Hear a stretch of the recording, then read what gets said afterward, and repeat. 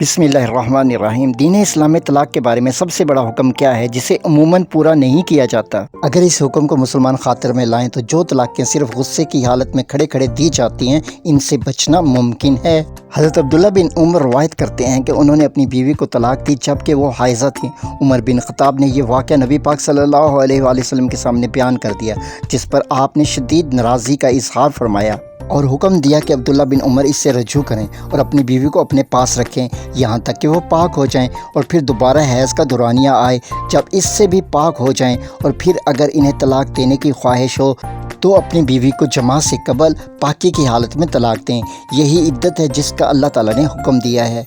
और अल्लाह का ये हुक्म कुरान मजीद में यूँ है, ए नबी, जब आप अपनी बीवियों को तलाक़ देना चाहो तो पहले इद्दत का दौरानिया शुमार कर लो और पाकी की हालत में इन्हें तलाक़ दो। सही बुखारी शरीफ हदीस number 4908। Please like and share.